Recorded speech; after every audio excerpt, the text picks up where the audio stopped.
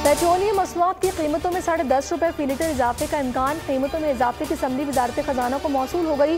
High speed diesel की कीमत में 10 रुपये और पेट्रोल की कीमत में 1 रुपया फी लीटर इजाफे की तजवीज़। मिट्टी का तेल 5.5 रुपये महंगा होने का खदशा।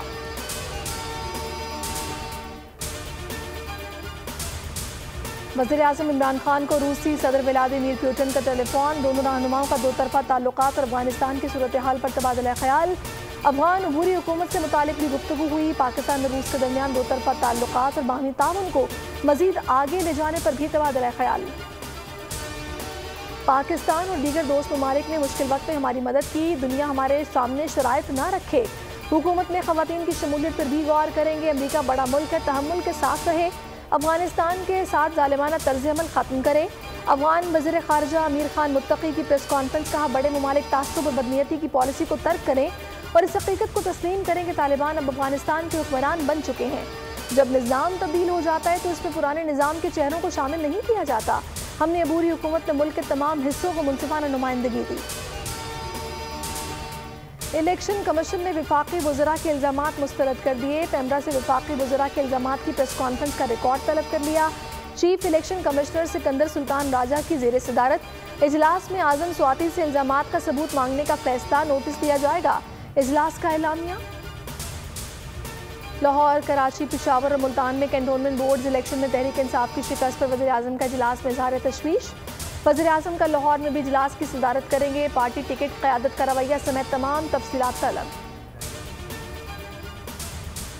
वफाकी काबीना ने अरकान पार्लियामेंट की तनख्वाहों में 10% एडहॉक अलाउंस इजाफे की समरी मुस्तरद कर दी।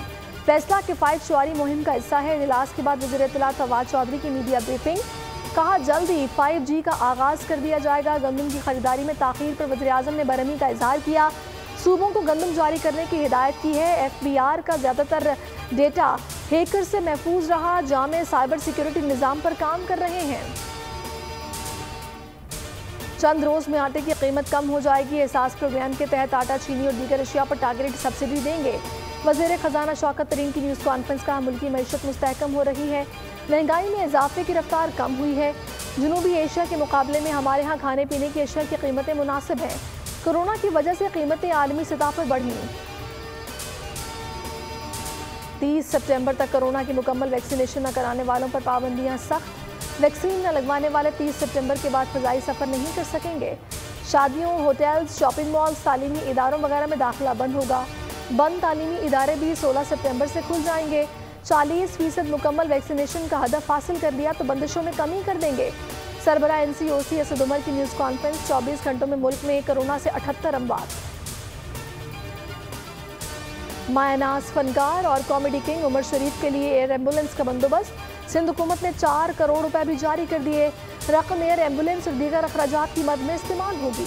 और कौमी क्रिकेट टीम 5 साल बाद बांग्लादेश का दौरा करेगी। 3 T20 इंटरनेशनल मैचेस और 2 टेस्ट मैचेस खेले जाएंगे। तीनों T20 मैचेस ढाका में खेले जाएंगे। पहला मैच 19 नवंबर को होगा।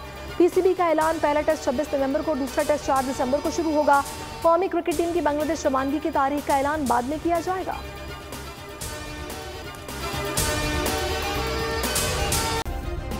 सब्सक्राइब करें और बेल दबाएं ताकि कोई खबर रह न जाए।